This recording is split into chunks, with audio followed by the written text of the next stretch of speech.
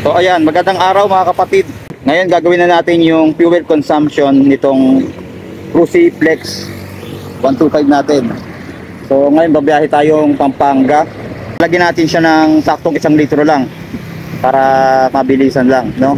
So wala nang total, actual talaga na makikita agad natin. So explain ko na lang sa inyo. So shoutout nga pala doon sa nag-comment, no, na nagtatanong ng fuel consumption. So ito na brother, gagawin na natin. So abangan natin to mga kapatid.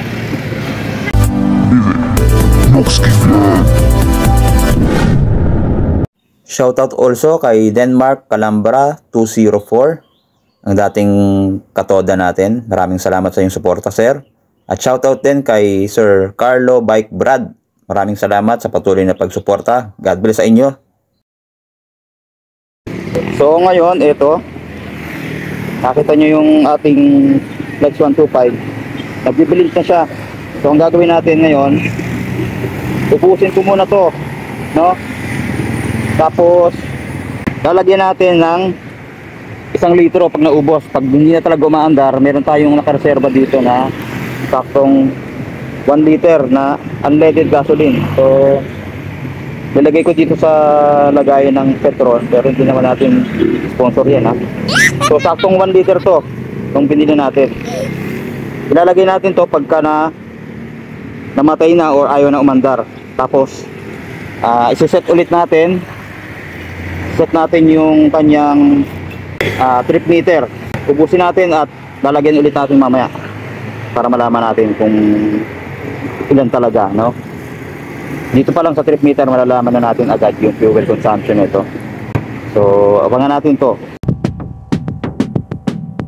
Ayan, on the way na tayo papuntang Pampanga. At makikita natin napakaluwag naman ang daan dahil umuwi tayo niyan ay malapit na mag Holy Week, no? Kaya hindi masyado matraffic, tuloy-tuloy lang yung biyahe. Based on my experience dito sa ating Cruci Flex 125 ay okay naman, smooth naman yung takbo at napakagaan din ng motor na to, kaya napakadaling i-maneuver. Madali din siyang isingit-singit sa mga traffic na lugar at meron siyang mga issue pero hindi naman big deal sa akin. So next time tatalakayin na lang natin ito. Hindi naman nawawala yung issue, kahit sabihin ba nating branded yan, meron pa ring issue yan. Pero kagandahan kasi kung mga basic issues lang, madali nating masusolusyonan. At napakasulit na nito dahil 125cc FI na, tapos ang cash price ay 60,000 lang. Mag-down ka lang ng 3,000 at ang monthly nito sa 3 years ay 2,760. Kapag updated magbayad, may rebate na 300, magiging 2,460 na lang. A few moments later, 2,000 years later. Ayan, dito na tayo naubusan, no? Dito tayo sa Pampanga, sa may Florida Blanca. Umabot pa ng 92 kilometers yung kinarga kong 1.5 litro. Pero try natin na talagang saktong 1 litro. Kaya mapansin nyo, i-start natin. Ayun na talaga. Ayun talaga. So titingnan natin yung tank kung wala na talagang laman, no? So,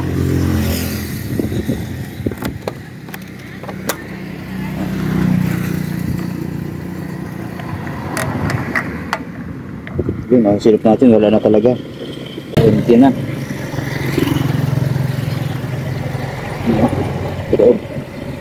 Wala na naman. So ngayon, lalagay natin yung 1 litro pinili natin. Saktong 1 litro. Pero hindi ko ina-advise sa inyo na ganito yung gawin nyo, no? Gagawin lang natin to dahil para malaman natin yung actual fuel consumption nitong Flex 125. Saktong 1 litro yung binili natin na yan. Lalaman natin dyan. So baka abutin na ito ng bukas bago maubos, kaya i-update ko na lang kayo, no? Yan, 1 litro yan. Gamit tayo ng imbudo para hindi matapon. May naka-ready naman tayo dito na imbudo. Pupunasan lang natin.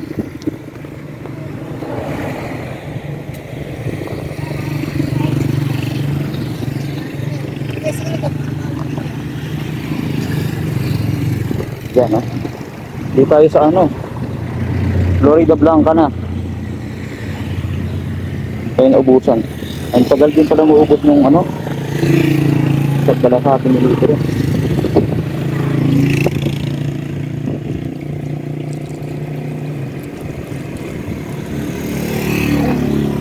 Dati 90 kilometers ang labot. Sa tingin ko talagang matipid tong Lexus 125. Ito, saktong 1 liter ang nilagay natin. Ayan. So ayan, wala na ano. Yan laman. So ngayon na ilagay na natin yung 1 litro. Ngayon isa-set natin ulit yung trip meter, si 00 ulit natin. So press lang natin dito ng matagal para mag 00 yan.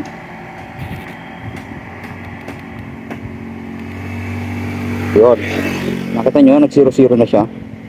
So start ngayon, bago tayo bumiyahe ulit, mag-read na yan. Automatic, malalaman na agad natin yung fuel consumption nito once na namatay ulit yung makina natin.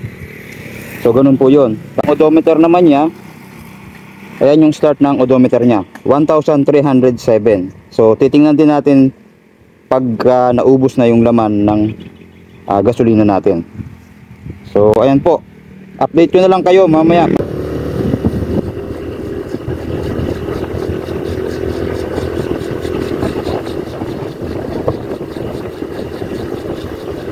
So pag hindi ito naubos mamaya, hanggang bukas papalik tayo sa trabaho, ay bibidyohan natin. Yan, saan siya aabot yung ating nilagay na 1 litro. Tapos yung road condition ay merong patag, merong konting paakyat, merong pababa. So ganun po yung condition ng mga dinaanan natin papunta dito. Tapos ang takbo lang natin 50 to 60. Pinaka top speed na natin nasa 70. Hindi pa naman natin talaga i-try ng mabilis ano. Ibang video rin yung gagawin natin dun sa top speed. So ayan, mag-update tayo. Ngayon nasa 7.1 kilometers na yung tinakbo nung nilagay nating 1 litro. Tapos nagbiblink na rin siya. Ayun o. Nandito tayo sa Florida Blanca Eco Park. Yan, galing tayo dun. Tapos diretso tayo dun hanggang makauwi na tayo sa bahay, no? So ayan po, update natin. A few moments later. So ayan mga kapatid, update lang tayo dito sa ating fuel consumption. Ngayon ay papasok na tayo sa trabaho. Yan, umaga pa, alas 4 ng madaling araw. Kasi galing pa tayong Pampanga papuntang Bulacan. So ngayon, ang tinakbo na niya mula nung nag-umpisa tayo, ang odometer nito ay 1,307. Ngayon naging 1,332 na. Tapos ang kanyang trip meter naman ay 25 kilometers na. Pero nagbibiling pa rin siya, no? Hindi pa siya nauubos. So antayin na lang natin maubos talaga kung ilan talaga ang fuel consumption nito. Ayan, 25 na. Sana umabot ulit ng 25 para maging 50 km per liter ang 1 litrong nilagay natin. So ayan, update na lang ulit tayo.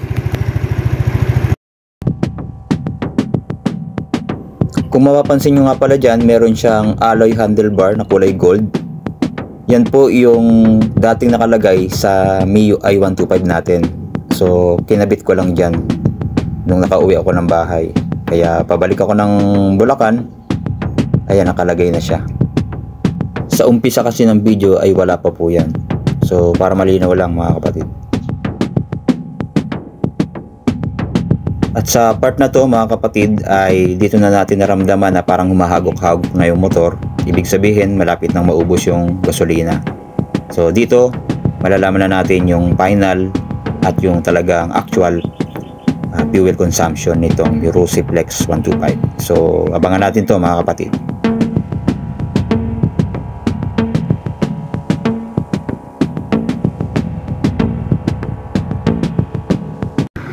So ayan, namatay na dito. Try natin kung under pa siya. Sa 45.9 na eh. Ayan na. Ayaw na talaga. Ayaw na. Ayaw na talaga. So ayan, final mga kapatid. Ang kanyang fuel consumption ay 45.9. So yan na rin natin na nasa 46 km per liter. Tapos yung odometer niya nung inumpisa natin 1,307, ngayon ay 1,353 km yung odometer. Pero sa trip meter natin, mula nung nilagay natin yung 1 liter, ito po yung lumabas, 45.9 km per liter. Ang takbuhan lang natin nasa 60 to 70. At sinabi ko kanina, yung daan naman dito hindi naman masyadong matraffic, no? Tuloy-tuloy lang yung biyahe. Kaya depende na rin sa location, no? Siguro kung sa bandang Maynila, halos papatak na lang siguro to ng 40 km per liter. Ito napakatipid na mga kapatid, yung Flex 125 sa long ride na biyahe. Ayos na ayos, at ganun din sa pang service. So ayun lang po mga kapatid, sana ay nakatulong itong video natin para din sa mga nagbabalak kumuha nito, no? So ayan po, hanggang dito na lang mga kapatid yung ating video. Maraming salamat, and then God bless sa ating lahat.